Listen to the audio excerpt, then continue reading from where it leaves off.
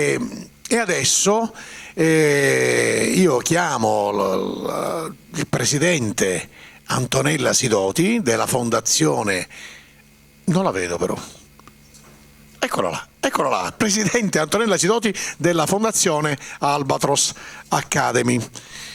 Perché? Perché anche la Fondazione Albatros Academy ha aderito al progetto e lo ha fatto con grande slancio e ha voluto dare un taglio coerente con quella che è la mission della Fondazione Albatros e dell'Accademia Albatros. Per cui chiedo alla Presidente, all'amica Antonella, se può descriverci cosa accadrà venerdì 1° dicembre ore 10 presso la Fondazione Albatros, così da venire numerosi per partecipare. Grazie, intanto grazie per l'opportunità, sì, ho accettato molto volentieri, non te l'ho fatta finire questa richiesta. Sì, quel giorno in fondazione ci sarà una relatrice di prestigio che è una scrittrice e docente di storia della gastronomia siciliana, che è Anna Martano. Lei accompagnerà i nostri allievi con dei racconti descrivendo delle ricette siciliane, di prodotti, insomma, di preparazioni siciliane, soprattutto nel campo, quello di cui ci occuperemo sarà la pasticceria.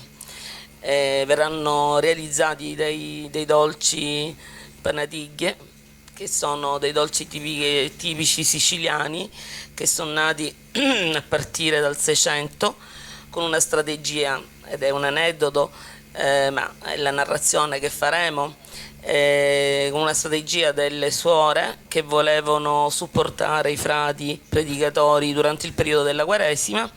In tale periodo non era previsto l'uso della carne e loro si inventarono questi dolci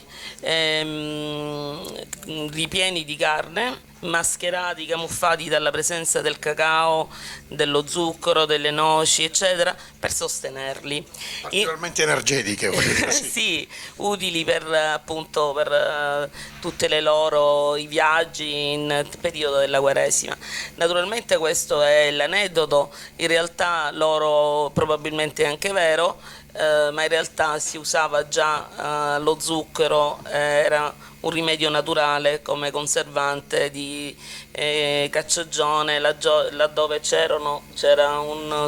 quando c'era un periodo particolarmente ricco di carni, eccetera, si soleva conservarli, preservarli con lo zucchero e il cacao. Però questo sarà narrato, si prenderà spunto dal poema di Giovanni Meli per raccontare in siciliano sia la ricetta che vari altri spunti, ecco, e aneddoti. Benissimo, benissimo. Grazie alla Fondazione Albatros Academy, grazie al suo presidente Antonella Sidoti. Grazie. Volevo fare con la lezione di genetica, ma poi No, mi ricordo, ne abbiamo parlato, che tu ti eri rilanciata, faccio una lezione di genetica in siciliano, poi magari dopo, lo faremo dopo, in una fase successiva. l'ho detto. Sì. Grazie Antonella.